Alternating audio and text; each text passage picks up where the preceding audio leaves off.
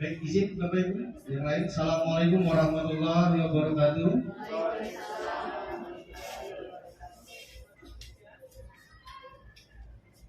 Bismillah, alhamdulillah, la haula wa la quwata illa billah. Allahumma sholli ala sayyidina Muhammad wa ala ali sayyidina Muhammad.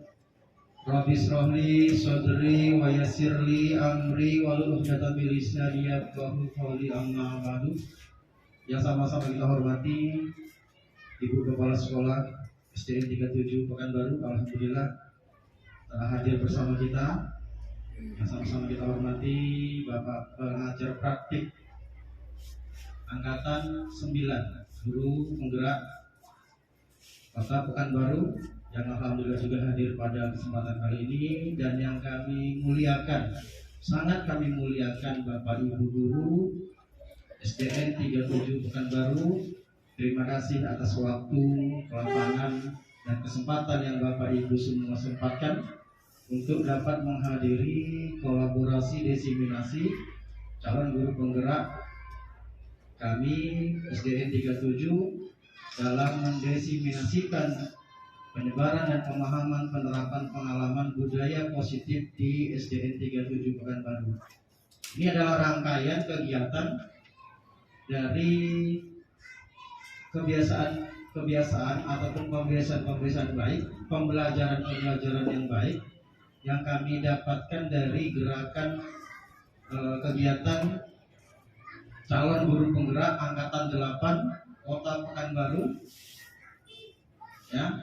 Dan kami bertugas memang pada rangkaiannya untuk mendesiminasikan ataupun mensosialisasikan tentang budaya positif di sekolah. Sebenarnya tidak sekolah, tapi lebih pada kelas, karena kalau kelasnya dimulai di kelas maka pacarannya akan juga meluas ke sekolah. Sekolah itu skala umumnya, tapi skala khususnya adalah bagaimana kita menerapkan budaya positif ini yang berada di kelas kita masing-masing. Apapun levelnya, apapun tingkatannya, yang jelas masih mengajar pembelajaran, maka kita diarahkan untuk menerapkan budaya positif di sekolah. Terlepas dari paradigma dan perkembangan dinamika yang ada, itu adalah pembiasaan-pembiasaan yang harus diluruskan. Maka sekali lagi kami ucapkan ribuan terima kasih. Hanya Allah Bapak Ibu yang bisa membalas kebaikan Bapak Ibu dengan menghadiri desiminasi yang tidak seberapa ini, tapi mohon dengan tidak seberapa ini akan menjadi perubahan, paling tidak untuk diri kami sendiri. Tidak pun merubah orang lain, tidak merubah ekosistem kami di sekolah, tapi untuk diri kami sendiri, maka kami melakukan perubahan. Maka budaya positif ini yang diarahkan oleh BPG, Balai Penggerak Provinsi, untuk didesiminasikan supaya sekolah itu menerapkan budaya positifnya di ekosistem masing-masing. Sekarang kita sebut ekosistem. Sekolah itu adalah ekosistem. Baik Bapak Ibu semuanya, untuk mendapat keberkahan, keselamatan, serta manfaat dari kegiatan kita pagi hari ini, marilah kita bersama-sama munajat, berdoa kepada Allah. Selain membacakan penuh kitab, semoga apa yang kita hajatkan, apa yang kita niatkan memang diridhoi Allah. Ya, memang diridhoi Allah. Lillahi ta'ala, kita hanya untuk melakukan pembelajaran, tidak ada efek yang lainnya lagi. Bila hadil Mustafa sallallahu alaihi wasallam wa ala alihi wa azwajihi wa dzurriyyatihi wa alil baiti syaihulahumul Al-Fatihah.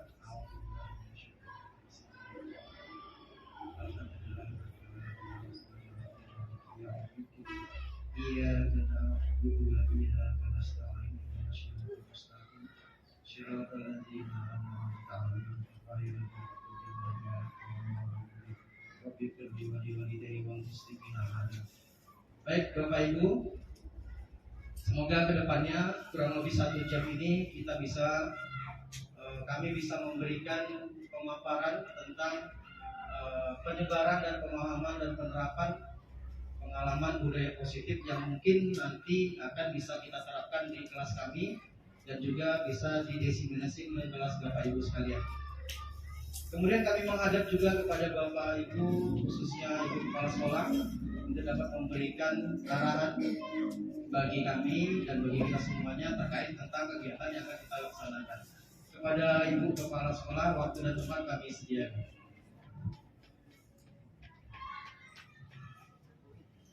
Bismillahirrahmanirrahim. Assalamualaikum warahmatullahi wabarakatuh. Yang paling saya banggakan Bapak Ibu guru penggerak, ada 3 orang kita ya. Alhamdulillah ada 3 orang dan ada calonnya juga 3 orang. Mudah-mudahan yang masuk dalam daftar calon berhasil pula lulus untuk tahun berikutnya. Dan yang saya sayangi majelis guru SD Negeri 3 Pekanbaru. Terlebih dahulu marilah kita panjatkan puji dan syukur kepada Allah Subhanahu wa taala karena pada hari ini kita diberi kesehatan, dilimpahkan keberkahan sehingga kita dapat berkumpul di ruang majelis guru dalam etikat baik, mendengarkan apa yang telah didapat oleh guru penggerak selama mereka belajar menjadi guru penggerak. Dan tak lupa kita kirimkan selawat dan salam kepada Nabi junjungan kita Nabi Muhammad SAW dengan ucapan Allahumma shalli ala sayyidina Muhammad wa ala sayyidina Muhammad. Pertama sekali Ibu mau mengucapkan terima kasih. Kita kasihlah tepuk tangan untuk guru penggerak. Alhamdulillah, Ibu bangga kali rasanya. Gak bisa rasanya terucapkan gimana bangganya memiliki guru penggerak. Soalnya sekolah lain sudah banyak memiliki guru penggerak. Kita alhamdulillah dikabulkan Tuhan, doa itu sudah ada 3 dan calonnya juga 3 ya kan? Dan calonnya juga 3. Kita berdoa semoga teman yang dalam tes sekarang ini berhasil. Jadi Bapak Ibu guru yang sayangi, Ibu ceritakan tentang guru penggerak ini dulu. Ini program pemerintah. Ibu sangat berharap Bapak Ibu mau ikut serta dalam program pemerintah ini menjadi guru penggerak. Yakinlah manfaatnya begitu besar untuk kita di belakang harinya, sekarang dan yang akan datangnya. Contohnya bisa memperbaiki pola tingkah laku kita pribadi sebelum kita tularkan ke orang. Tentu pribadi kita ya. Nah, kita mau melakukan apa-apa hal praktek baik yang banyak didapat di guru penggerak ya kan Pak Abdi? Praktek baik yang banyak didapat di guru penggerak. Kalau kita tidak mampu menularkan ke orang lain, minimal untuk diri kita sendiri. Nah, itu dia. Jadi ilmu itu kalau tak sanggup kita menularkan ke orang lain, minimal untuk diri kita sudah melakukan hal yang terbaik untuk diri kita. Mengapa seperti itu? Banyak ilmu yang didapat dari guru penggerak. Soal Ibu sudah mendengar cerita tentang guru penggerak ini, datang pada Ibu. Seandainya Ibu masih ada kesempatan, Ibu ingin juga. Tapi batas usia Ibu tidak mengizinkan Ibu untuk jadi guru penggerak atau kepala sekolah penggerak. Sebab batas umurnya udah lebih. Dia boleh 55 tahun, sementara Ibu 57 tahun. Itulah manfaatnya, rasa Ibu begitu besar. Segala sesuatu yang dicetuskan oleh pemerintah, yakinlah itu manfaatnya akan besar buat sekarang, akan datang dan yang berikutnya. Jadi Ibu menghimbau kepada guru-guru Ibu yang belum ikut dalam guru penggerak, ayo kita ikuti bersama-sama. Jangan takut berepotan banyak, itu berarti kita masih pola pikir lama, pola pikir zaman Ibu jadi guru. Oh, nanti banyak tugasnya banyak, ini itu pola pikir yang salah. Jadi jangan kita masih pakai pola pikir yang salah. Segala sesuatu pemerintah pasti udah pikirkan dulu baiknya. Kita selalu mengikuti dengan untuk perkembangan zaman. Jadi Bapak Ibu, di sini ada 3 orang guru penggerak kita. Pak Abdi yang sudah turun-turun ke sekolah lain menyampaikan materi, membimbing. Alangkah meruginya kita kalau tidak minta bimbingan dari Pak Abdi. Sementara Pak Abdi ini dah pergi kemana-mana membimbing. Saya tahu sebab Pak Abdi pergi itu harus ada tanda tangan itu. Jadi rugi kita seandainya kita ada, kita tak mau memanfaatkan.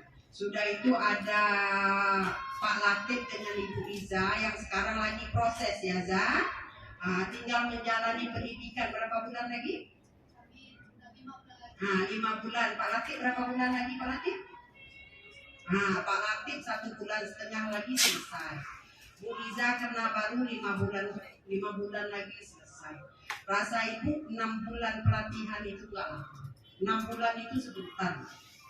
Jadi ayo bagi yang belum terpanggil hatinya, ayo bersama-sama. Jangan sampai nanti orang udah selesai guru penggerak, kita tidak. Sudah itu di suatu saat pasti ada ketentuan-ketentuan yang harus diikutkan, harus guru penggerak, sementara kita enggak. Harus guru penggerak, sementara kita enggak. Jadi orang yang merugi. Sama zaman Ibu dulu, Ibu cerita sedikit, waktu sertifikasi Ibu angkatan pertama, itu cuma sertifikat aja. Kalau Ibu tak mau pelatihan dulu, malas, gak bisa sertifikasi. Satu dikumpulkan sertifikat, Ibu dapat 1.000 lebih poin nilai. Langsung lulus, langsung angkatan pertama sertifikasi. Jadi program pemerintah itu pasti bagus. Mereka udah kaji matang-matang. Maka itu hari ini Ibu Iza akan menyampaikan atau memberi untuk penyebaran praktek baik yang didapatnya dari guru penggerak kepada ibu bapak guru. Jadi kepada ibu bapak guru, ayo kita tanamkan dalam hati kita ingin menjadi guru di zaman modern, berbeda di zaman ibu dulu. Sekarang murid lebih pintar dari guru sebab mereka canggih menggunakan HP, bisa laptop, bisa. Kalau kita jangan ketinggalan dari murid. Kalau kita ketinggalan dari murid, kita nggak bisa menyampaikan. Baru kita sampaikan kami udah tahu Bu. Baru kita sampaikan kami udah tahu.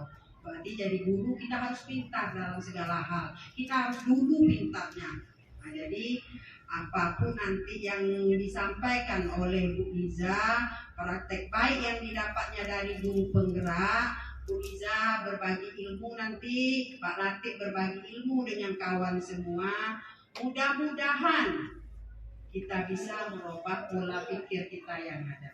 Pola pikir kita itu kalau udah bisa kita merubahnya, insya Allah jalan di depan itu terbuka lebar untuk kita berubah. Jadi jangan maunya seperti itu aja. Dari pertama jadi guru sampai sekarang seperti itu aja, nggak mau berubah.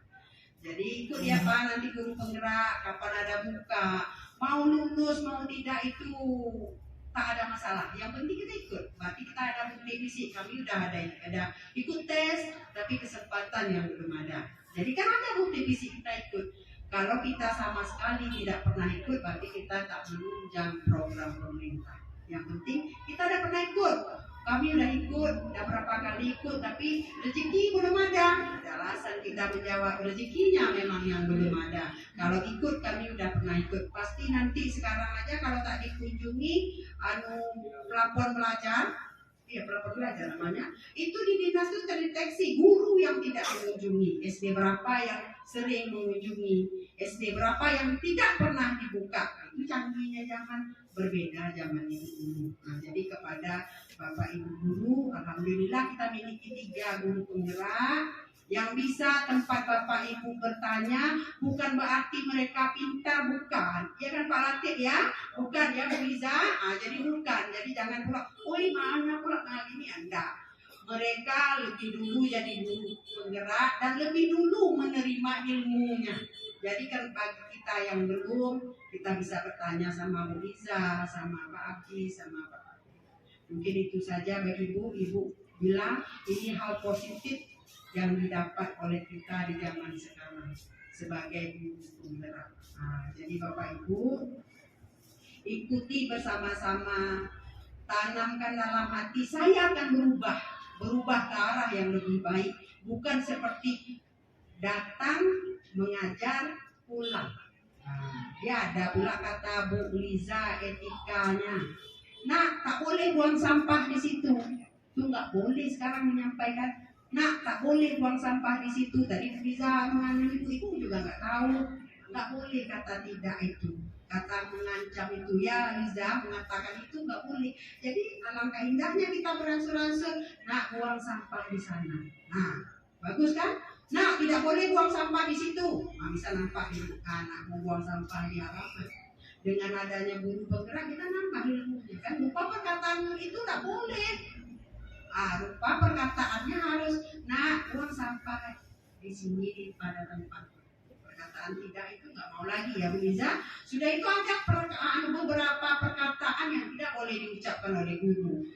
Apalagi sempat kita ngomong kasar di dalam kelas, itu nggak zamannya lagi. Jadi Bapak Ibu bisa tanyakan nanti sama guru penggerak kita yang ketiga ini, apa-apa saja yang bisa diapa. Terakhir Ibu sampaikan, Umar bagi Umar, tak tunggu kita jadi PNS, malah peluang untuk PNS itu kalau kita udah guru penggerak lebih besar, untuk sertifikasi lebih besar, nggak sulit-sulit lagi. Ya kan Bu Liza janji pemerintah seperti itu, tak sulit-sulit lagi. Ini diadakan, tentu ada manfaatnya bagi kita.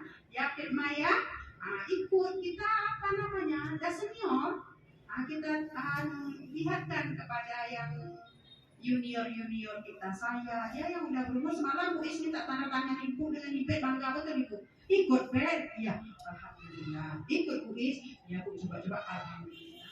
Jadi seperti itu.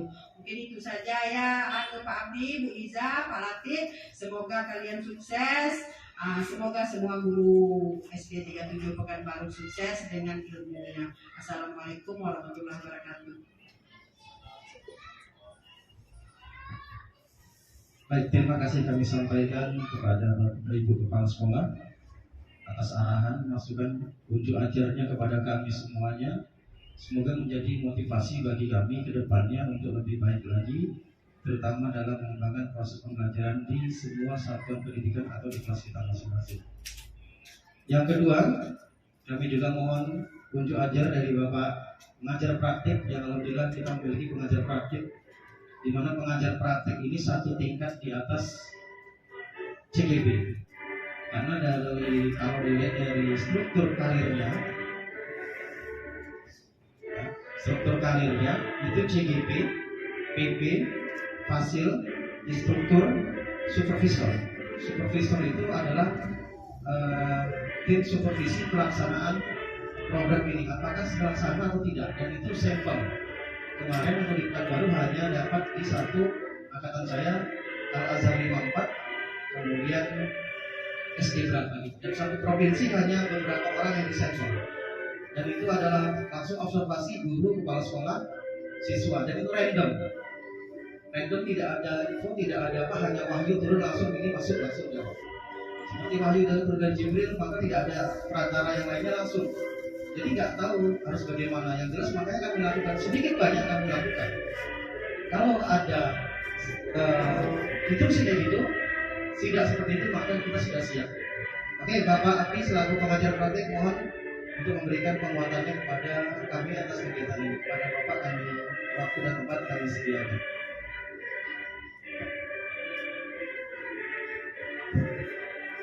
Bismillahirrahmanirrahim. Assalamualaikum warahmatullahi wabarakatuh. Kembali kita bersyukur kepada Allah Subhanahu wa taala dan mengucapkan alhamdulillah dan bersalawat kepada Nabi Muhammad sallallahu alaihi wasallam, mengucapkan Allahumma shalli ala sayyidina Muhammad wa ala sayyidina Muhammad. Ibu Kepala Sekolah SD Negeri 37 Pekanbaru, Ibu Inianti PD yang saya hormati, kemudian Ibu Liza dan Pak Latif selaku calon guru penggerak. Ibu Liza itu berada di angkatan 9 dan Bapak Abdul Latif berada di angkatan 8. Jadi pada kegiatan ini mereka akan melaksanakan aksi nyata atau diseminasi di modul 1.4. Baik, kepada Bapak dan Ibu sekalian, saya selaku pengajar praktik mengucapkan ribuan terima kasih kepada Bapak dan Ibu guru hebat yang sama-sama berkolaborasi membantu mensukseskan kegiatan ini. Rangkaian yang akan dilaksanakan oleh Ibu Riza dan Bapak Latif merupakan rangkaian kecil dari program guru penggerak. Untuk Ibu Riza, untuk kegiatan diseminasi ini hanya dari sepertiganya, Bu. Dari sepertiga dari kegiatan guru penggerak, di mana dalam program guru penggerak ini mereka akan menghabiskan 3 modul. Jadi di sesi modul 1.4 ini adalah sesi terakhir di modul pertama. Sekarang Bu Riza sudah berada di modul kedua, sedang berjalan di modul 2.1. Kemudian kalau untuk Pak Latif memang sekarang sudah di apa Pak Latif ya? Udah di sesi semua modul sudah selesai, tinggal dia merefleksi kira-kira hal-hal apa yang perlu dilengkapi lagi Pak Latif ya. Makanya dalam sesi kegiatan ini Pak Abdul Latif dan Bu Riza sedang berkolaborasi. Jadi sedikit saya paparkan, benar sekali yang disampaikan Bapak Abdul Latif tadi. Bagi rekan-rekan yang ingin bergabung dengan sebagai calon guru penggerak, itu jangan khawatir, Bapak dan Ibu tidak berdiri sendiri. Karena calon guru penggerak ini diwadahi, Bu, dipayungi oleh dua orang instruktur, yaitu ada fasilitator dan pengajar praktik. Kalau pengajar praktik itu memang saya yang bertemu langsung dengan guru di lapangan. Kalau fasilitator itu dia nanti secara maya, karena kegiatan guru penggerak ini berlangsung secara daring dan luring. Secara luring itu dibawahi oleh pengajar praktik, secara daring itu ada instruktur sama fasilitator. Kalau untuk fasilitator dalam 1 minggu mengadakan kegiatan daring 2 kali, sementara untuk instruktur itu 1 kali. Jadi kalau diumpamakan Bapak Ibu Riza dan Bapak Abdul Latif ini seperti kecambah jagung, Bu. Jadi yang memupuk mereka ini hingga menghasilkan buah yang kita harapkan itu ada 3 unsur. Saya sebagai pengajar praktik, kemudian ada fasilitator dan instruktur. Jadi kalau dikelompokkan matra daratnya saya, matra udaranya 2 orang. Jadi bagi rekan-rekan yang sekarang ada 3 orang rekan-rekan kita yang sedang berjuang untuk menghabiskan sesi pertama itu, untuk terakhir itu wawancara yang slotnya belum keluar jadwalnya. Dan untuk angkatan 11, Bu, tadi malam ditutup.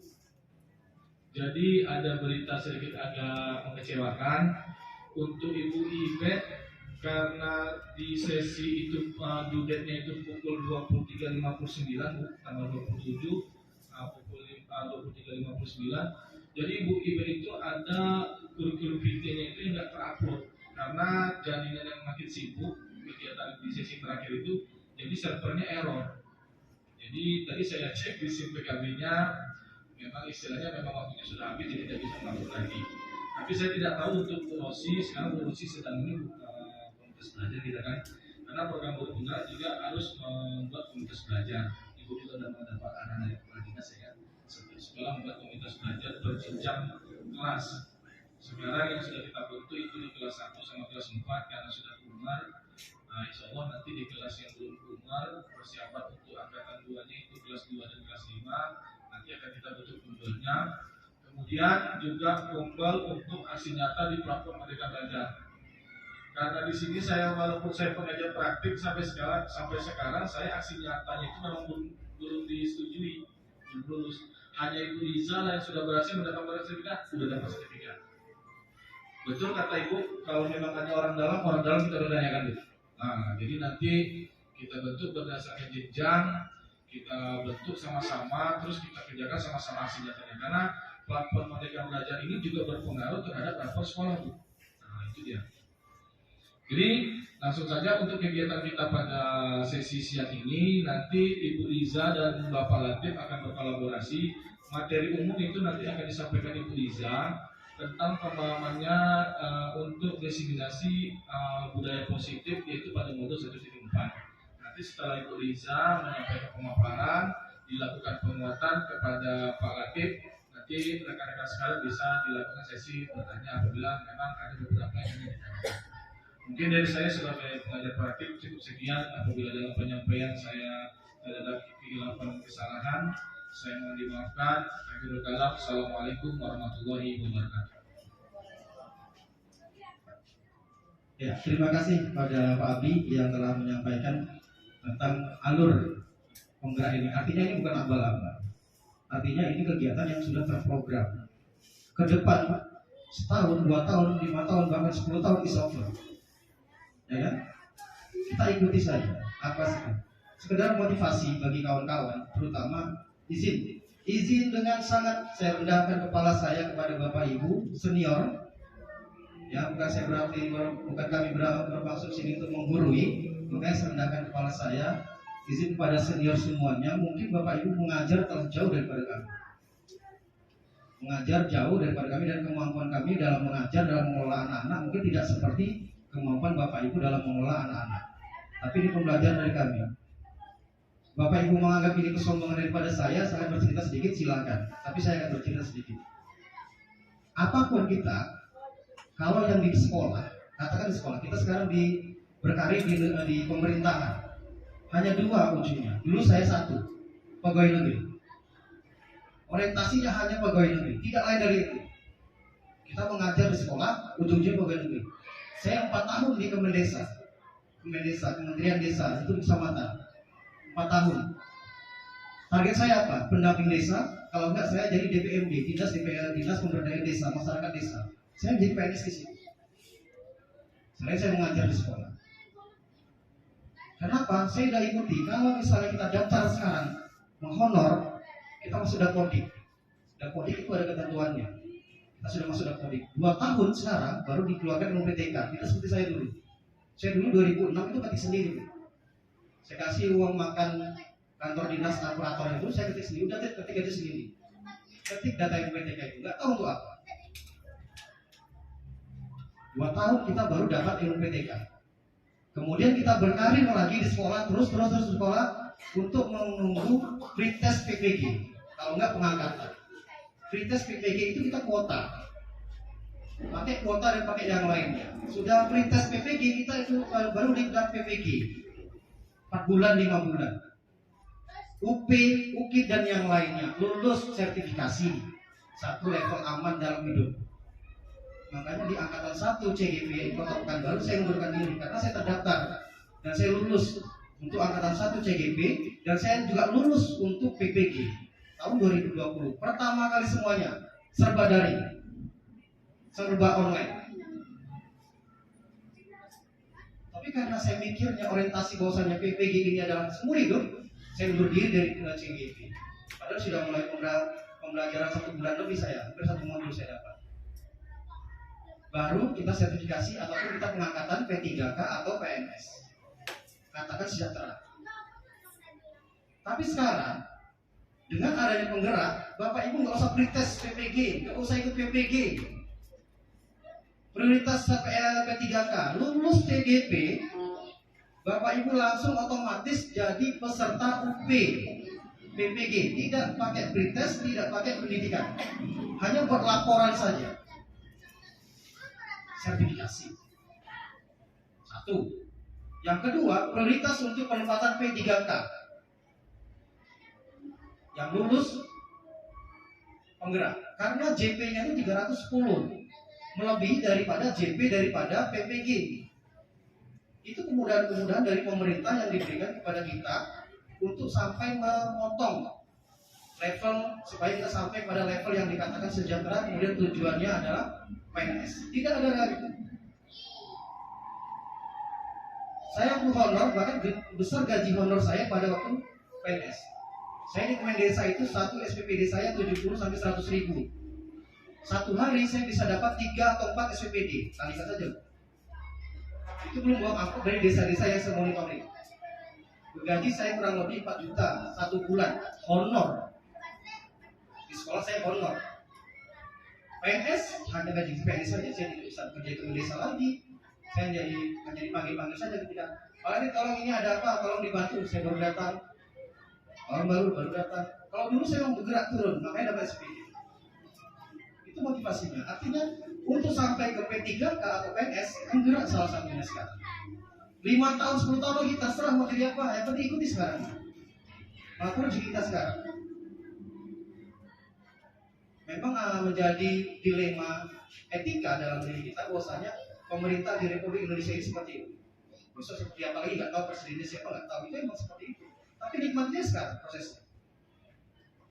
Dan satu hal lagi saya tekankan kepada Bapak Ibu, tidak semua penggerak itu jadi kepala sekolah. Tidak semua guru penggerak jadi kepala sekolah. Untuk di Provinsi Riau itu dipanggil Hafidhotu Ilmi kami angkatan 8 34 atau 8 orang Ilmi yang sudah kelas masuk. 2 ditunggu sama orang tuanya. 400 orang itu lulus semuanya. Ilmi Dan semua daftar di kepala sekolah. Hafidhotu Ilmi kelas 2 ditunggu sama orang tuanya. Cepat. Tidak logis kan? Jadi nggak ada istilahnya guru penggerak menjadi kepala sekolah, nggak ada. Tidak ada. Saya motivasi kawan-kawan yang belum serti, ayo serti dari sini jalannya secara penggerak. Yang belum P3K, ayo dari penggerak bisa ke P3K. Kalau mau pajak itu 15 juta 1 tahun biayanya pajak. Sekarang kita gratis, akomodasi gratis. Kita loka karya dikasih uang transport, kasih makan, daring, pulsa dikasih 150 sebulan selama 6 bulan. Makanya selama ini saya aman-aman aja soal pulsa paket. Habis-habis sekarang ada Zoom berapa jam, oke. Karena kan masuk lagi dari BPG 150 sebulan untuk pulsa saja. Jadi saya kuatkan pada kawan-kawan, tidak kepala sekolah, tidak sebagai apa-apa yang lain. Ini hanya pembelajaran bagi kita semua. Yang belum PNS atau P3K ini jalannya. Itu saja berpikir. Ya, bisa kalau berpikir dulu gaji honor saya lebih besar daripada gaji PNS sekarang. Karena saya aktif di Kemendesa, Kementerian Dalam Desa. Itu Bapak Ibu. Jadi sekedar penguatan saja kepada kita semuanya, motivasi kepada kawan-kawan semuanya. Tidak sampai angkatan 11. Kawan saya lulus fasil angkatan 16. Artinya apa? 11, 12, 13, 14, 15 masih ada CGP. Karena beliau kawan saya lulus fasil angkatan 16. Parkir gitu. Jadi nggak ada cerita sampai angkatan 11 itu nonsen, tidak ada. Karena kawan saya fasil angkatan 16. Ya, di sini saya ingin menggali potensinya kawan-kawan semuanya, dan ini sudah kita lakukan secara tidak langsung di sekolah kita lakukan. Bagaimana di kelas, bagaimana dengan siswa, bagaimana kolaborasi, bagaimana semuanya sudah kita lakukan. Hanya ini sebagai mempolakan, mensistematiskan, menstrukturkan dari yang kita lakukan. Dengan anak-anak, sebenarnya saya bilang, Bapak Ibu pasti lebih senior dari saya dalam menangani anak ribut, anak nakal, anak mau belajar, pasti lebih senior, saya yakin. Apalagi saya dulu di desa, datang ke kota, tentu kota itu lebih wah daripada di desa, ya kan? Tentu di sini pasti lebih kompetensi sangat luar biasa sekali. Makanya saya motivasi untuk mengimbangi Bapak Ibu semuanya, karena saya berangkat dari desa. Nah, ini sudah kita lakukan semuanya. Yang akan disampaikan Bu Liza nanti tentang budaya positif ini adalah penguatan-penguatan yang telah kita lakukan selama ini di sekolah. Itu saja. Penguatan-penguatan yang telah kita lakukan di sekolah. Kita polakan, kita strukturkan, dan kita sistematiskan dalam pelaksanaan pembelajaran di kelas kita masing-masing. Itu inti daripada pembiasaan kita pada kegiatan pagi ini. Untuk lebih jelasnya dan lebih memahami dan memberi penguatan bagi kita semuanya, kita minta kepada Bu Liza Busrina SPD untuk menyampaikan penyebaran pemahaman, penerapan serta pengalaman budaya positif di sekolah, terutama di kelas, sebagai bentuk diseminasi kolaborasi kami calon guru penggerak Angkatan 8 dan Angkatan 9 Kota Pekanbaru di SDN 37 Pekanbaru, sebagai dokumentasi kepada BPG sampai ke kementerian. Ini akan kami sampaikan sebagai pelaporan kami yang telah kami laksanakan di sekolah. Pada Ibu Liza, kami silakan, kami sediakan waktu untuk dapat menyampaikan materi pada pagi hari ini. Pada Ibu Liza, waktu dapat kami sediakan.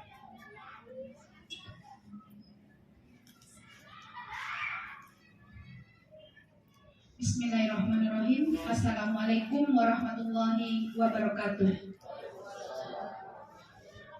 Alhamdulillahirabbil alamin, wassalatu wassalamu ala asrofil anbiya'i wal mursalin wa ala alihi washabbihi rasulillahi ajmain. Yang saya hormati Ibu Kepala Sekolah SDN 37 Pekanbaru, yang saya hormati Bapak PP yaitu Bapak Abdi yang ada di sekolah kita, dan Bapak Ibu majelis guru yang sangat saya hormati. Puji syukur kita ucapkan kehadirat Allah Subhanahu wa taala yang mana pada pagi hari ini kita sudah diberikan kesehatan dan kesempatan untuk datang ke sekolah kita guna dan tujuan melaksanakan proses belajar mengajar seperti biasanya. Sholawat berserta salam tak lupa pula kita sampaikan kepada junjungan alam yakni Nabi besar kita Muhammad Sallallahu Alaihi Wasallam dengan mengucapkan Allahumma sholli ala Sayyidina Muhammad wa ala ali Sayyidina Muhammad. Bapak Ibu majelis guru sekalian, terima kasih banyak sudah memberikan waktu kepada kami dalam diseminasi kolaborasi antara saya dengan Bapak Abdul Latif, saya Ibu Liza Ruslina dalam penyebaran dan pemahaman dan penerapan pengalaman budaya positif di SDN 37 Pekanbaru. Bapak Ibu, selamat datang para guru hebat. Saya yakin di sini kita semuanya hebat untuk siswa kita dan diri kita. Mari kita belajar bersama, berkolaborasi, saling mendukung demi mewujudkan disiplin di sekolah kita cintai ini yaitu SDN 37 Pekanbaru. Budaya positif. Bapak Ibu, budaya positif itu merupakan perwujudan dari nilai-nilai kebajikan universal yang harus diterapkan di sekolah kita. Kebiasaan-kebiasaan yang berkembang di sekolah secara tidak langsung menjadi cerminan dari tujuan tugas mulia kita yaitu nilai-nilai yang kita yakini di sekolah kita. Untuk itu diperlukan supaya untuk menciptakan lingkungan positif agar dapat terbentuk budaya positif. Hal ini merupakan proses pendidikan yang harus kita jalani. Untuk itu, kita harus sadar peran dan tanggung jawab kita sebagai guru. Kita sebagai guru itu adalah pemimpin pembelajar. Menciptakan lingkungan yang aman, nyaman, atau di lingkungan kita yang agar positif dan berpihak kepada siswa. Salah satu cara dengan membuat kesepakatan kelas bersama murid dan kemudian dituangkan menjadi sebuah keyakinan yang harus kita terapkan agar menjadi kebiasaan untuk mewujudkan budaya-budaya positif yang nantinya di sekolah kita. Nah, di sini Bapak Ibu ada 7 konsep utama budaya positif itu. Yang pertama yaitu perubahan paradigma belajar. Yang kedua, disiplin positif. Yang ketiga, kebutuhan dasar kita sebagai manusia. Yang keempat, motivasi perilaku manusia. Yang kelima, posisi kontrol restitusi. Yang keenam, keyakinan kelas dan segitiga restitusi. Nah, di sini kami akan memaparkan yang pertama yaitu perubahan paradigma belajar. Pembelajar itu dengan paradigma baru dirancang berdasarkan prinsip pembelajaran yang terdiferensiasi. Sehingga setiap siswa belajar sesuai dengan kebutuhannya dari tahap perkembangannya untuk mewujudkan profil pelajar Pancasila. Nah, pembelajaran di kelas kita selalu berdasarkan klasikal selama ini. Artinya kita jarang melihat perbedaan siswa kita masing-masing. Biasanya kita samaratakan selama ini. Nah, di sini dari paradigma baru ini pembelajaran yang akan baru. Apalagi kita sekarang di SD 37 sudah kurmer dari kelas 1 dan kelas 4. Nah, bahwa pembelajaran itu harus berdiferensiasi. Artinya kita harus melihat perbedaan dan keunikan siswa kita di dalam kelas untuk mewujudkan siswa yang berprofil Pancasila sesuai dengan profil pelajar Pancasila. Perubahan pembelajaran berdiferensiasi ini adalah usaha guru untuk menyesuaikan proses pembelajaran di kelas untuk memenuhi kebutuhan belajar secara individu setiap murid.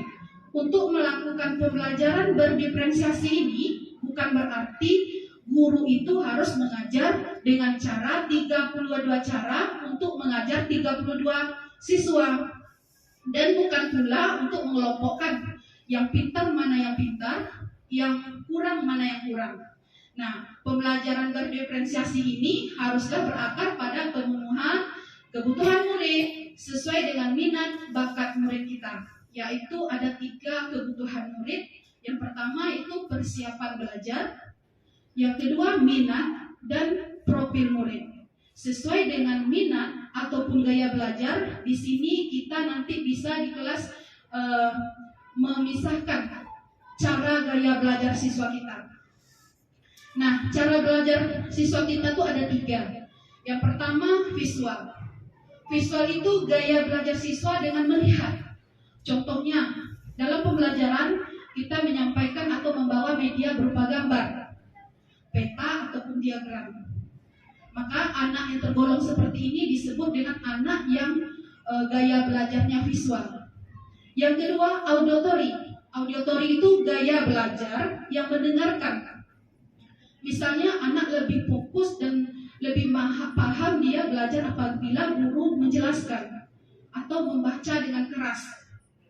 Nah, ataupun mendengarkan pendapat saat berdiskusi ataupun mendengarkan musik atau mendengarkan video.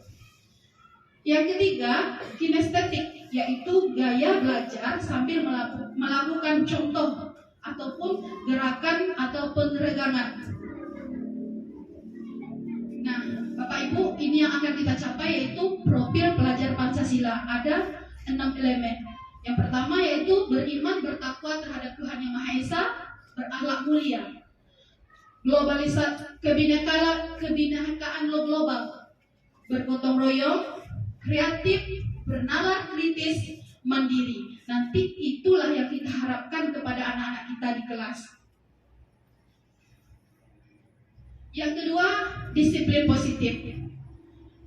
Bapak Ibu, dalam budaya kita, makna disiplin itu dimaknai dengan sesuatu yang kita lakukan kepada seseorang untuk mendapatkan kepatuhan.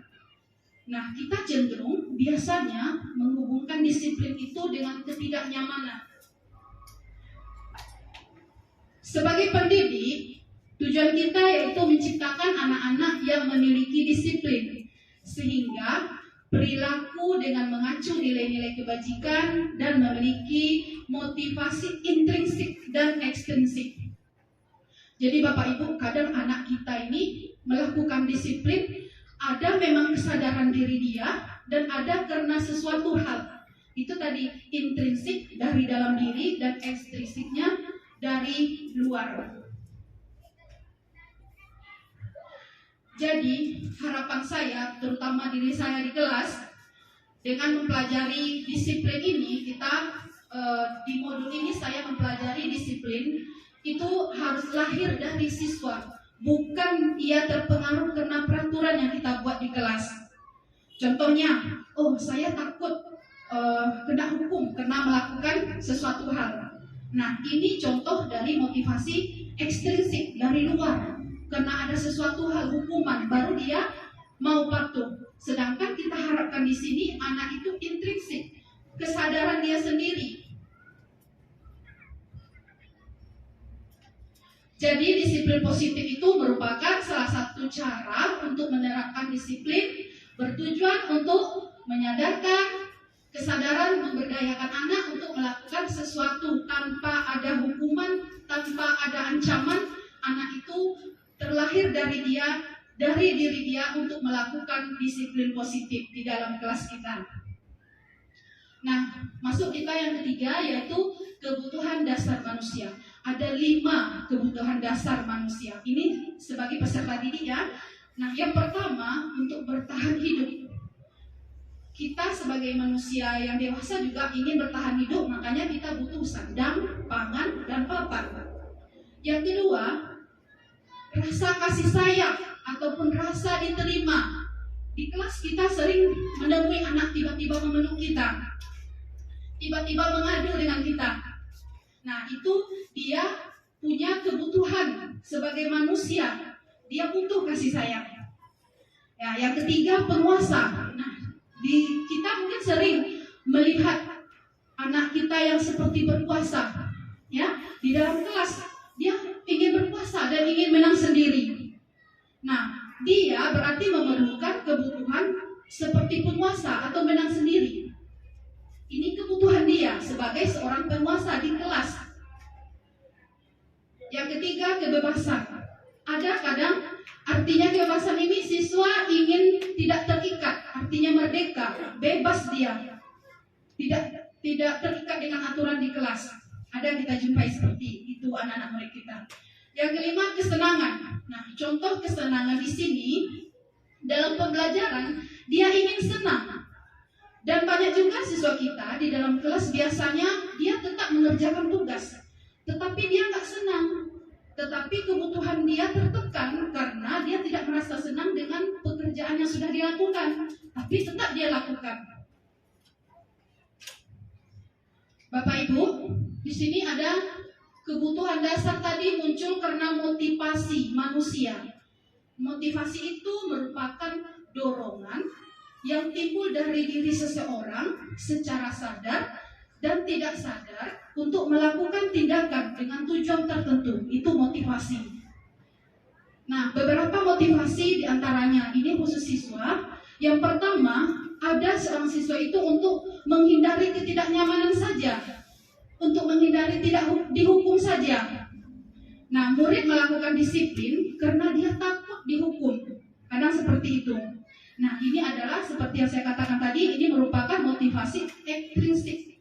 Ada karena pengaruh dari luar, bukan kesadaran dia. Yang kedua, mendapatkan imbalan. Anak itu mau disiplin karena kita ada kasih imbalan. Murid melakukan disiplin itu karena mendapatkan imbalan. Ini merupakan juga motivasi intrinsik. Ekstrinsik, bukan intrinsik ya Bu. Dari dalam, X dari luar itu maksudnya. Nah, yang ketiga, menghargai nilai-nilai kebajikan diri sendiri. Nah, inilah yang seharusnya yang kita tanam kepada siswa kita untuk disiplin karena dia sadar akan kebajikan dirinya. Ini merupakan motivasi intrinsik. Inilah yang seharusnya kita tanamkan kepada murid-murid kita di kelas. Nah, ada nih konsep disiplin dengan identitas gagal. Beberapa motivasi diantaranya, khususnya kepada siswa, kita beri hukuman. Rupanya itu menyakitinya, tidak nyaman, murid jadi takut. Terus kita akan memaksa murid menyembunyikan kesalahan dia, murid juga jadi rendah diri. Itu kalau kita memberikan hukuman. Nah, kalau kita memberikan penghargaan itu di sisi lain dia memang bagus, ada positifnya, ada negatifnya. Nah, di sini tidak efektif kalau kita hanya memberikan imbalan berupa hadiah. Tapi kalau kata-kata motivasi itu bagus. Nah, tidak efektif, jika tidak ada penghargaan dia tak ingin lakukan lagi. Yang kedua, merusak hubungan atau muncul sifat iri antar sesama di dalam kelas. Terus mematikan kreativitas siswa.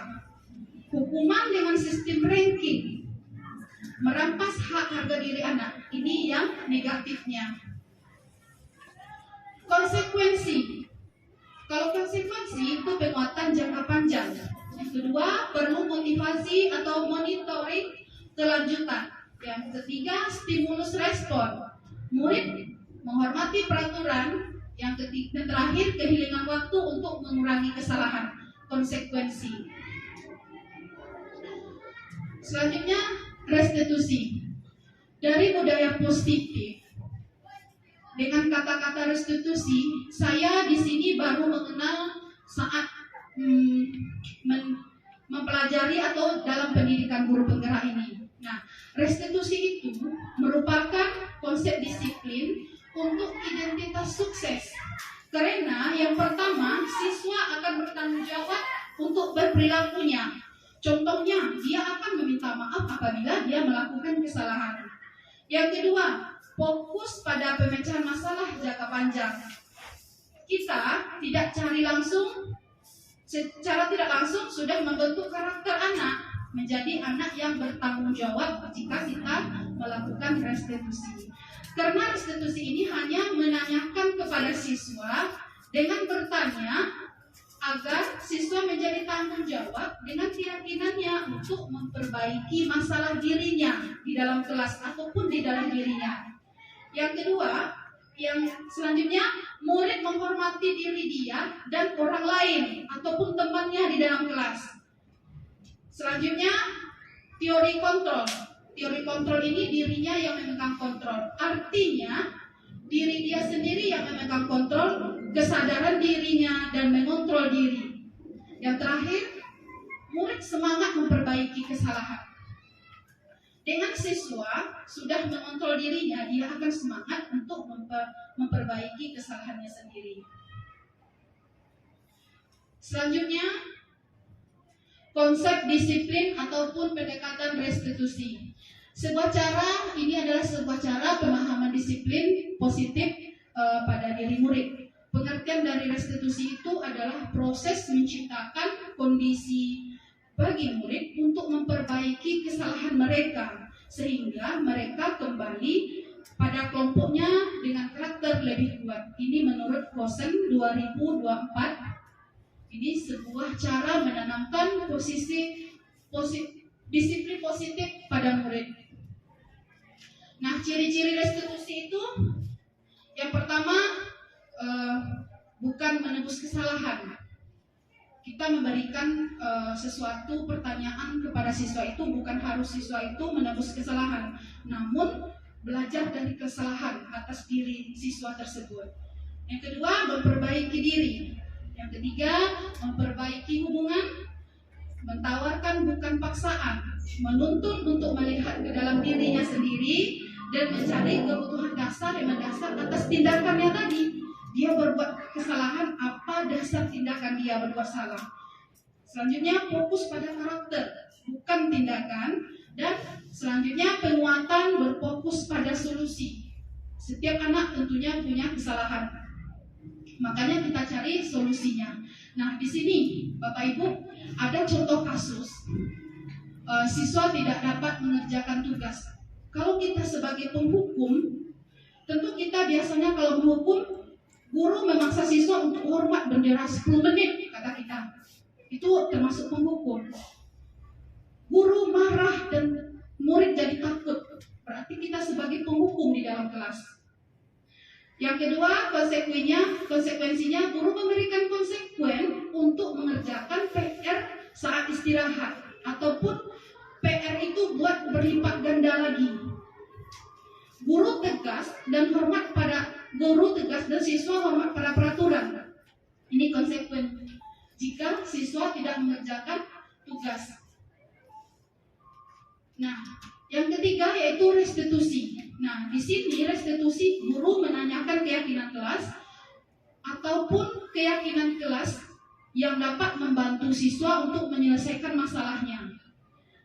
Yang kedua, guru terbuka dan siswa menghormati dirinya sendiri karena ada restitusi ini yang akan kita terapkan di kelas. Nah, Bapak Ibu, perhatikan ke depan ada 5 posisi kontrol restitusi. Kita lihat diri kita. Apakah selama ini kita di dalam kelas itu sebagai penghukum? Apakah kita sebagai pembuat rasa bersalah kepada siswa? Atau sebagai teman? Atau sebagai pemantau? Atau sebagai manajer? Di sini bisa nanti kita refleksi diri kita lagi, sebagai siapa saya di dalam kelas untuk murid saya. Nah, contoh penerapan 5 kasus posisi kontrol, ini contoh kasus, siswa tidak memakai atribut pada saat upacara bendera. Kalau sebagai penghukum, kita berkata, patuh aturan sekolah, lalu berdiri di depan barisan. Itu kalau kita sebagai penghukum. Kalau sebagai perasa pembuat bersalah, kita akan bilang begini, berapa kali ibu guru beritahukan nak, guru kecewa dengan kamu. Otomatis anak mendengar itu rasa dia sangat bersalah karena perkataan kita. Kalau sebagai teman, ayolah nak, tertib, buat ibu bangga. Kali ini tak apa-apa kamu merasa bersalah. Ini kalau kita anggap dia sebagai teman. Kalau sebagai pemantau, kamu sudah melanggar apa aturan konsekuensi dan kesalahan kamu di sini. Sedangkan sebagai manajer, apakah kamu tahu kesalahanmu? Kira-kira bagaimana akan kamu perbaiki kesalahan ini? Nah, Bapak Ibu, menurut saya kita baiknya sebagai manajer di dalam kelas. Karena dari sini nanti anak akan kita tumbuhkan kesadaran kita bahwa apa yang dia apa kesalahan dia hingga berbuat seperti itu. Mungkin saja di rumah dia buru-buru, lambat bangun tidur, itu mungkin kesalahan dia. Di situ kita mencari bagaimana solusinya, solusi diri dia ketika dia berbuat salah. Makanya kita itu lebih baik sebagai manajer di dalam kelas daripada sebagai penghukum, daripada sebagai rasa bersalah, daripada sebagai teman ataupun pemantau. Lanjut keyakinan kelas.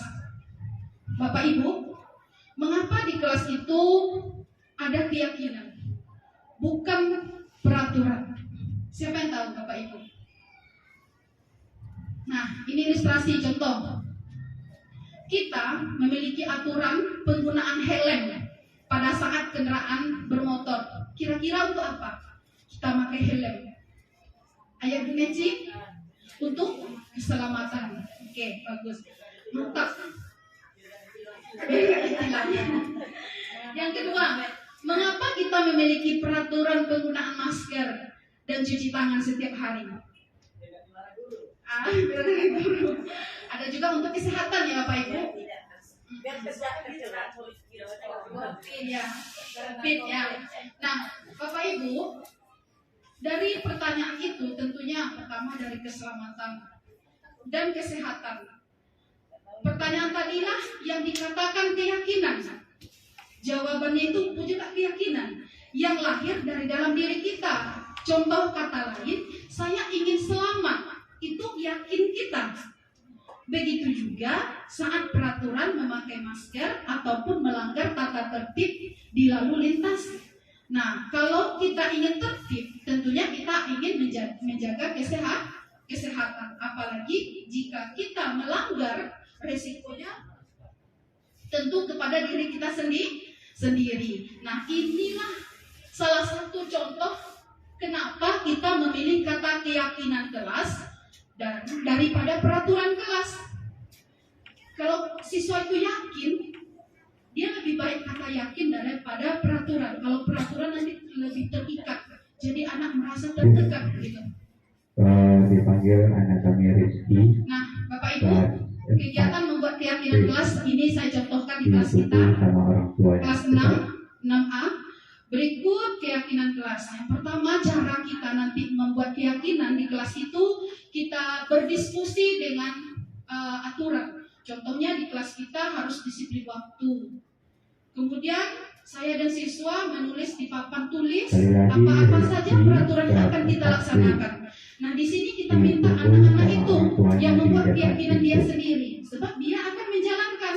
Otomatis apabila saat mereka ada kesalahan, kita kembalikan kepada mereka. Apa keyakinan kelas yang kamu sudah buat bersama-sama? Nah, dari situ nanti ada solusi apa yang terjadi di permasalahan di diri dia. Yang kedua, merumuskan peraturan itu menjadi keyakinan. Nah, dan keyakinan itu lebih mengarah ke budaya positif. Yang ketiga, setelah kita buat nanti keyakinan itu kita print, kita tempel di dalam kelas. Nah, setelah itu setelah kita membuat keyakinan kelas, disepakati setelah keyakinan terus tempel di kelas. Apabila siswa kita mengadakan atau salah, nanti bisa kita tanyakan lagi dengan cara konsep restitusi. Bapak Ibu bisa diperhatikan di kelas kami, kelas 6A, SDN 37, ini keyakinan kelas kami. Yang pertama, hadir dan pulang tepat waktu. Kita di sini usahakan dengan keyakinan itu tidak menggunakan kata tidak, ya, harus menggunakan kata positif. Tanggung jawab, saling menghargai, saling menjaga kebersihan, keindahan kelas, saling menghormati, menghargai. Kalau saling menjaga kebersihan kelas ini, nanti kita tuntut anak supaya piket tepat waktu. Jadi kelas kita tetap bersih. Makanya kita pakai kata-kata di sini, saling menjaga kebersihan dan keindahan kelas. Terus menghargai ibu guru, teman saat berbicara, selalu menerapkan 5S, gemar membaca, menulis, menjaga ketertiban dan kenyamanan saat di perpustakaan, mengerjakan tugas tepat waktu, memakai seragam sekolah sesuai dengan hari yang ditentukan. Nah, di sini ada 13 poin keyakinan kelas kami di 6A. Selanjutnya, bagaimana pembentukan keyakinan kelas? Yang pertama, lebih abstrak daripada peraturan. Makanya kita tidak menggunakan kata peraturan kelas, tapi keyakinan kelas. Terus berupa pertanyaan universal. Universal ini maksudnya yang kata-kata kebajikan, baik, tidak ada menggunakan kata negatif. Terus membuat dalam bentuk nilai-nilai positif, menyimpulkan agar mudah diingat sesuai dengan kondisi kelas kita masing-masing.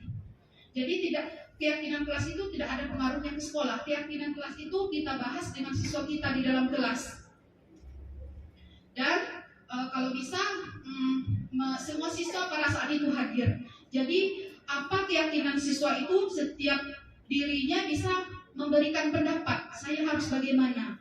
Nanti baru kita simpulkan, jadilah dia keyakinan kelas kita. Nah, ini pun bisa kita terapkan di sekolah. Tapi yang saya paparkan ini kita terapkan di kelas, ya, dalam lingkup kecil. Nanti baru kita terapkan di lingkungan sekolah kita, budaya positif nanti. Nah, Bapak Ibu, yang ketujuh, segitiga restitusi. Jika anak kita melakukan kesalahan, kita bisa menanyakan kesalahan dia itu dengan segitiga restitusi. Yang pertama, menstabilkan identitas. Nah, menstabilkan identitas ini, kita harus menstabilkannya dengan cara mengucapkan semua orang pernah melakukan kesalahan. Nah, itu cara kita menstabilkan identitas. Semua orang bisa melakukan kesalahan. Ibu aja pernah melakukan kesalahan. Tidak sepenuhnya siswa yang salah. Pada saat itu kita menanyakan, ya, itu yang dikatakan menstabilkan identitas.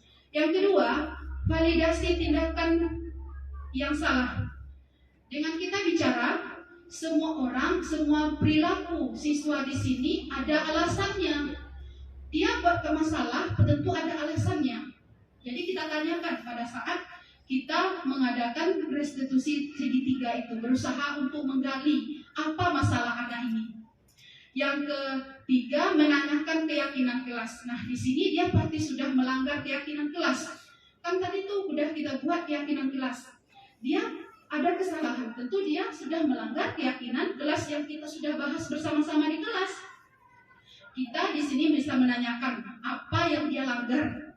Nah, setelah kita menanyakan keyakinan kelas, maka kita menuntut siswa untuk memperbaiki kesalahannya. Di sini kita bisa bertanya, kira-kira apa solusinya kalau kamu berbuat salah? Jadi anak itu jika membuat salah, dia akan memperbaiki dirinya memang dari dalam dirinya, bukan karena ada aturan di sekolah, aturan di kelas dia gitu. Bukan karena dia takut kepada ibu guru.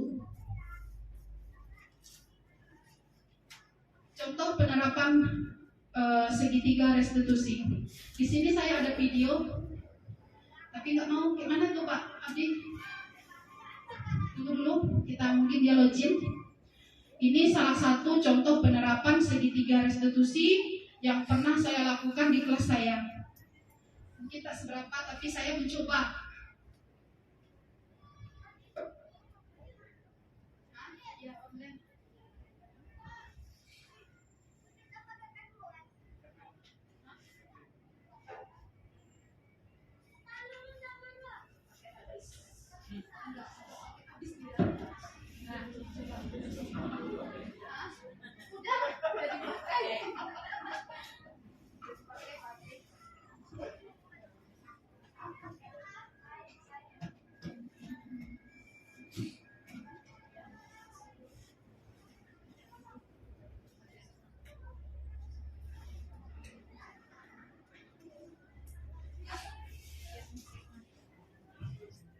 Baik Bapak Ibu, sampai di penerapan pelaksanaan restitusi tadi, apa ada pertanyaan?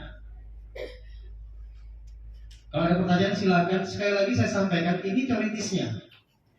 Ini teoritisnya, sedangkan kita sudah tahu anak itu bermacam bentuknya, bermacam karakternya, bermacam latar belakangnya, dengan semua maha benarnya, ya, dengan semua maha benarnya. Kalau anak berkelahi pasti semua benar, dia duluan ini semua pasti begitu, karena anak itu sudah terbiasa, dia tidak mau mengakui kesalahannya dan menerima kesalahan orang lain ataupun segera memaafkan. Nah, dengan adanya restitusi ini, kita diberi kesempatan suatu pendekatan untuk mengolah siswa kita lebih baik lagi. Bagaimana dia di kelas, bagaimana dia berinteraksi, dan bagaimana cara sudut pandang pemikirannya. Itu kita rubah. Makanya ada motivasi ekstrintik dan motivasi intrinsik. Dari mana kita bisa menggali motivasi itu dari dalam diri kita sendiri, ya, dari dalam diri kita sendiri. Saya contohkan, saya contohkan motivasi diri sendiri. Bu Neci mau P3K, tentu belajar, cari resume, cari ini, ikut tes dan sebagainya. Itu motivasi dalam diri sendiri. Yang lainnya motivasi eksternal, berarti X dari luar, motivasi kawan-kawan sudah P3K, sudah setir dan sebagainya. Maka itu bisa memotivasi Bu Neci untuk sampai pada yang diinginkan. Nah, ini sudah muncul video penerapan restitusi yang diterapkan oleh Bu Liza di kelas 6A. Ini kayaknya yang udah di anaknya bersalah kali nampaknya. Ya, udah mau melas kali nampaknya. Sekali lagi saya ingatkan, ini sudah kita laksanakan, sudah kita lakukan. Ya, semuanya sudah kita lakukan, sudah kita laksanakan. Hanya kita sekedar mempolakan.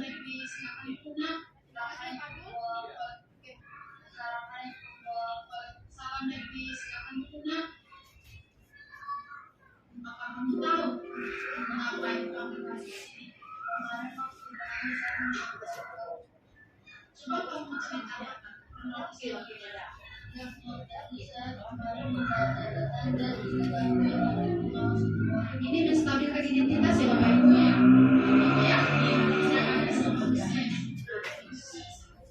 Kamu sudah baik dan mengakui kesalahan kamu yang sudah kamu lakukan. Kenapa kamu sampai mencontekkan? Kenapa diri saya tindakan ya Bapak Ibu untuk melihat catatan yang saya tentang tindakan ini benar salah. Kalau saya tidak dalam mengajarkan penilaian. Nah, untuk kedepannya apa yang akan kamu lakukan saat perjalanannya? Saya akan belajar lebih tekun dan bertanya kepada siswa apabila saya akan paham yang mengajari pembelajaran. Guru pasti akan senang meneruskannya. Terima kasih.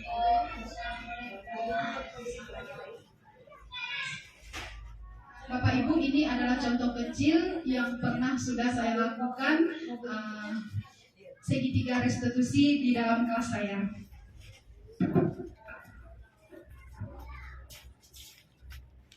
Segitiga apa ya?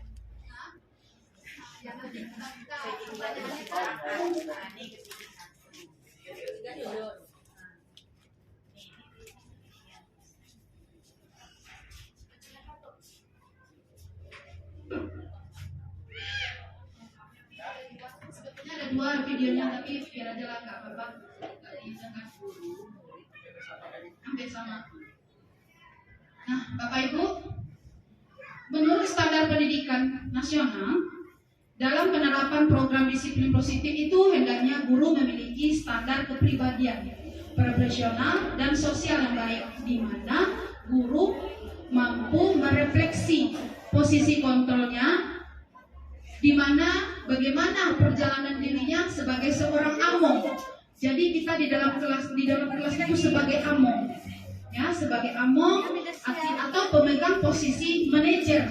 Makanya saya bilang tadi Jadi kita lebih baik dalam posisi manajer yang menentukan murid kita. Murid kita itu menjadi insan yang mandiri, merdeka, dan bertanggung jawab.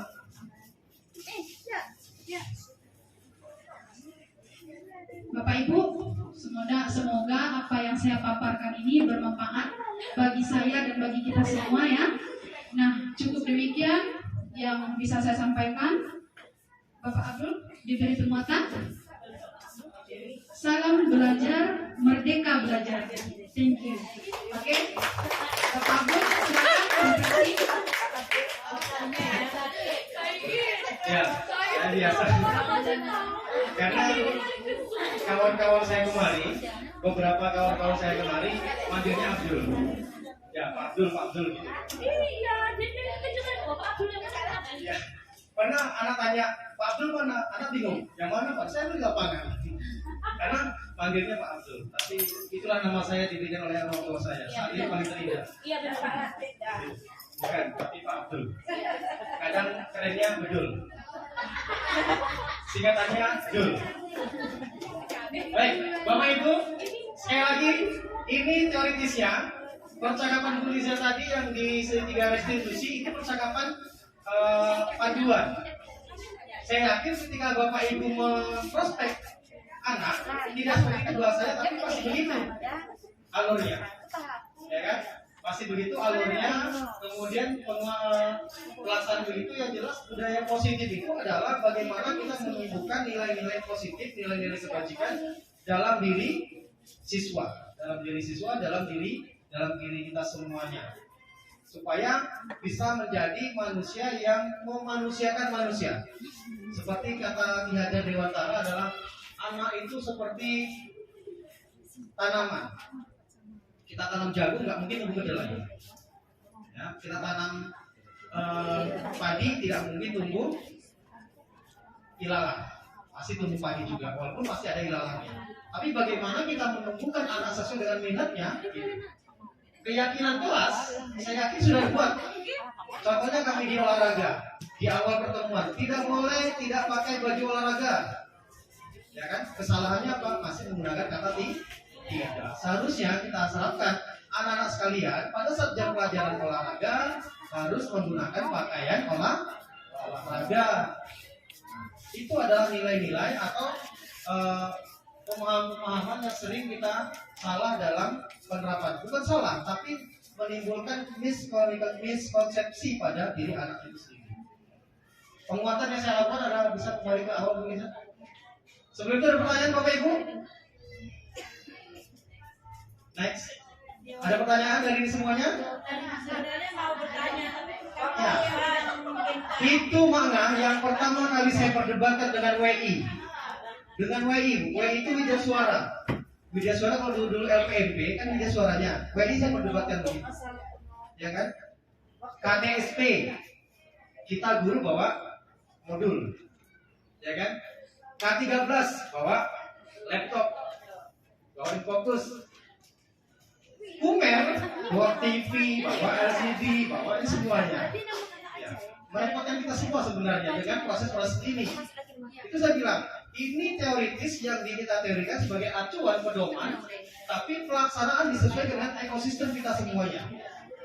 Sekolah swasta berbeda dengan sekolah negeri. 136 berbeda dengan 337 yang pasti kita lebih wah. Ya. Nah, bagaimana kompetensi kita, bagaimana cara kita meramu siswa, bagaimana cara kita meramu pembelajaran kita. Nah, di sini pedomannya, pelaksanaannya kembali pada Bapak Ibu semua dengan gaya masing-masing. Makna dengan PAI-nya, Bu Rita dan Bapak Ibu yang lainnya dengan guru kelasnya, kami dengan guru olahraganya sesuai dengan keilmuan kita masing-masing. Yang jelas, apa yang dituntut ini adalah sama. Konsepnya pertama, nah ini paradigma tadi, Bapak Ibu. Paradigma. Benar apa? Misalnya ada pemahaman tentang paradigma. Coba, apa dimaksud dengan paradigma menurut pengertian dan bahasa Bapak Ibu? Paradigma. paradigma berpikir, paradigma pembelajaran baru, paradigma hidup ini, paradigma kenyataan ini banyak macamnya. Yang jelas kata kuncinya paradigma. Paradigma itu adalah perubahan pola berpikir, ya, perubahan pola berpikir diri kita terhadap apa yang ada di lingkungan.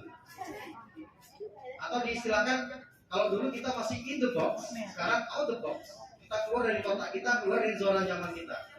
Nah, kalau nggak tadi repot, ini betul repot, tapi pelan-pelan, sembari kita sampai di sana. Orang sampai kita tipu, orang siap kita ngumpulkan, ya kan? Yang jelas ada perubahan signifikan pada diri anak.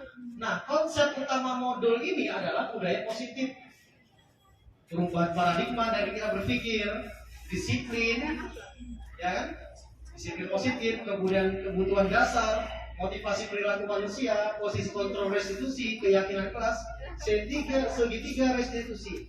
Ini semua sudah Bapak Ibu lakukan, saya yakin dan percaya. Aku yakin bahkan sudah Bapak Ibu lakukan di kelas dengan cara dan metode Bapak Ibu semuanya.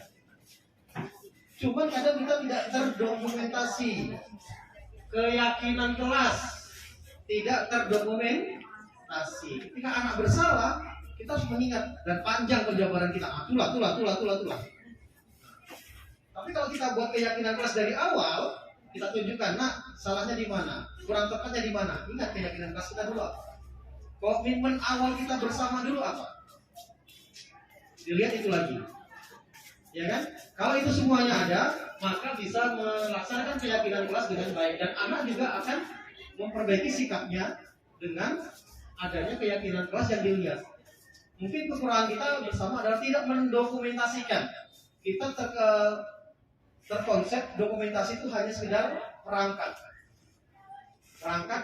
pembelajaran, modul pembelajaran itu saja. Tapi yang ada di dinding kelas-kelas kita itu juga dokumentasi yang ada di kelas.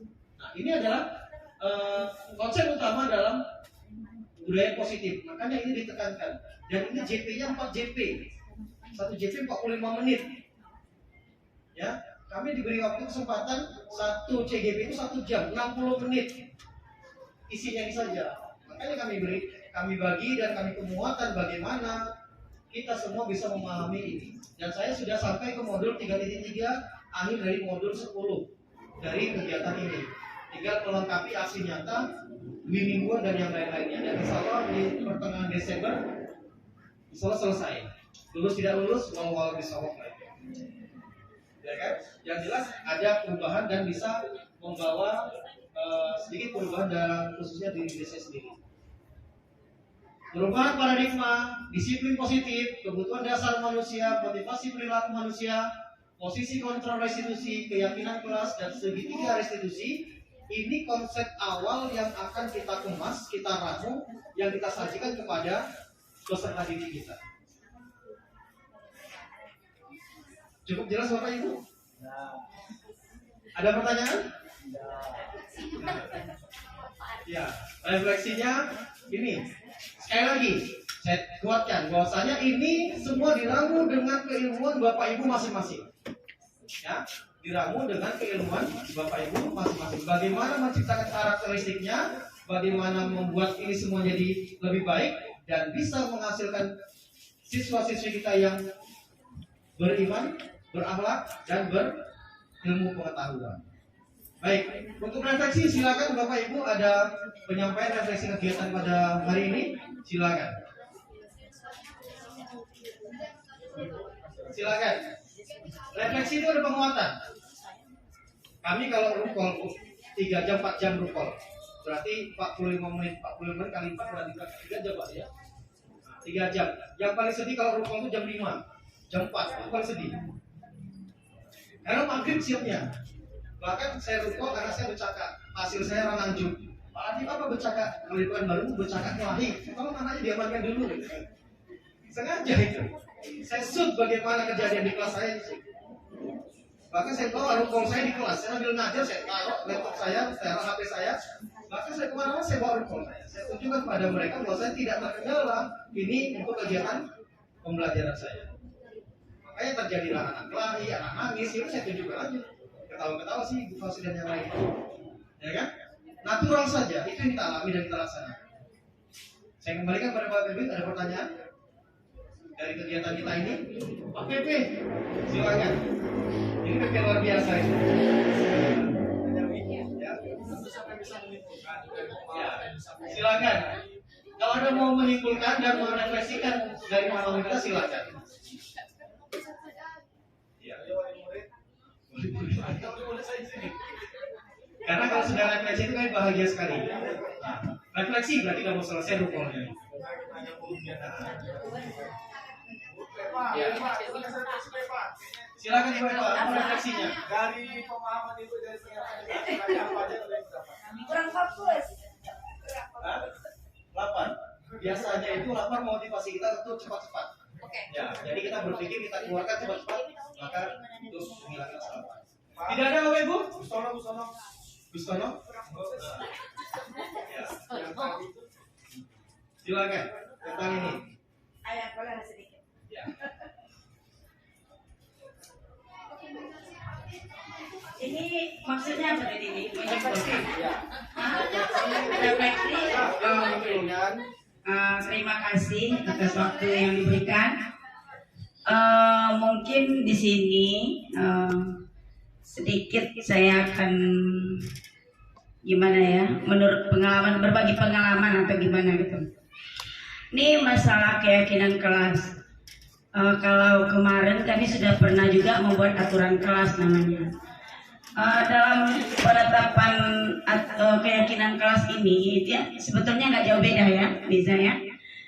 Ini biasanya yang mengemukakan apa namanya tuh, yang mengusulkan itu orangnya itu juga. Kemudian anak yang selalu mengusulkan tuh, kalau misalnya kalau nggak bikin PR, apa sanksinya ini gitu. Yang justru yang mengusulkan itu anak-anak yang tidak bermasalah. Sementara anak yang selalu bermasalah itu dia no comment. Kadang-kadang di apa misalnya kalau taruh misalnya Badu gitu. Menurut Badu gimana? Dia diam aja, no comment. Sementara yang bermasalah itu yang selalu tuh dia gitu. Jadi gimana solusinya? Terima kasih. Bu Liza, silakan. Oke. Itu sudah umum dan masalah klasik kita temukan di kelas kita. Kebanyakan anak yang aktif hanya itu saja, dan anak yang menyampaikan dan begitu juga. Tidak semuanya. Maka peran kita di sini adalah bagaimana memotivasi perilaku manusia dengan posisi kontrol restitusi ini, bagaimana memberikan pemerataan kesempatan kepada anak supaya bisa menyampaikan apa pendapatnya sesuai dengan bahasanya. Di kelas saya tidak patokan anak itu mengucapkan bahasa teoritis yang ada di LKS atau di buku, ya kan? Meloncat, it's up to you, saya bilang. Yang jelas kamu berpindah tempat, sudah melompat, ya kan? Pengertian dia, bagaimana semuanya bisa menyampaikan pendapat dia. Kita kasih kesempatan, banyak modelnya, bisa angket, bisa kita kasih kesempatan. Udah, sampaikan saja, apa? Kita catat semuanya. Ya kan? Dari fulan ini, dari fulani ini. Kita catat semuanya. Sudah dicatat semuanya, sudah dipetakan semua, maka kita simpulkan dan buat skala prioritas. Mana dari kesepakatan kelas, peraturan kelas yang kita sepakati, yang bisa diterapkan di dalam kelas ini. Akhirnya anak semua terlibat, ya kan? Anak semua terlibat dan anak semua berkontribusi untuk pelaksanaan di kelasnya. Tinggal kita bagaimana memanagenya saja. Maka pemerataan dan pemberian itu lebih merata pada semua peserta didik. Oke, Bu Eva? Oh, jadi bisa dengan sistem angka? Bisa.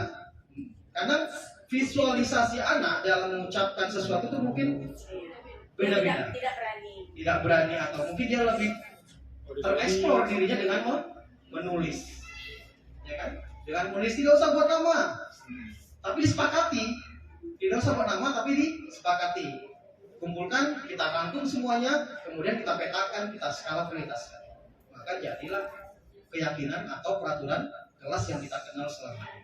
terdokumentasikan, itu penting. Terdokumentasikan. Akhirnya kita tidak kerja SKS, sistem kebut satu malam itu kalau ada kegiatan akreditasi yang lainnya buat semuanya. Tapi karena terdokumentasikan dengan baik, maka kita bisa melaksanakan dengan baik juga. Ada dokumentasi. Oke, Bapak Ibu, cukup ya. Terima kasih atas referensi dari Bapak Ibu. Dan terima kasih atas atensi Bapak Ibu semuanya, atas penyampaian kami, dan semoga makin banyak rekan-rekan kita yang ikut program ini, terutama rekan-rekan yang belum, mohon maaf, juga sama kebijakan, belum serti. CGP ini adalah jalan tolnya, jalan pintasnya, ya, jalan pintasnya untuk itu. Kalau nunggu kuota, karena hitungannya saya Indonesia. Tapi kalau udah ikut ini, maka bisa jadi skala prioritas untuk bisa mendapatkan apa yang kita dihimbau kepada para siswa yang membeli jajanan untuk membuang sampah di tempat yang telah disediakan. Terima kasih. Demikian diseminasi, ya, diseminasi pada kesempatan kali ini di modul 1.4 tentang penyebaran pemahaman, penerapan dan pengamalan budaya positif yang ada di sekolah, khususnya SDN 37 Pekanbaru, calon guru penggerak angkatan 8 dan 9. Semoga di angkatan 11, 12, 13 dan seterusnya tetap ada, sehingga kawan-kawan semuanya bisa serti, bisa P3K semuanya, amin. Amin. Dan cukup dari kami, mohon maaf sekali lagi. Sekali lagi atas nama pribadi dan Bu Liza serta Pak Abdi selaku pembimbing kami di sini, mengucapkan ribuan terima kasih. 10 jari kami tambah kepala 1, mohon maaf. Pada Allah kami mohon ampun, pada Bapak Ibu kami mohon maaf atas hilaf kata kami yang kurang tepat. Pada Bapak Ibu kami semua mohon maaf. Akhirul kalam, wa taufiq wal hidayah, wa ridha wa inayah. Wassalamualaikum warahmatullahi wabarakatuh. Waalaikumsalam warahmatullahi wabarakatuh.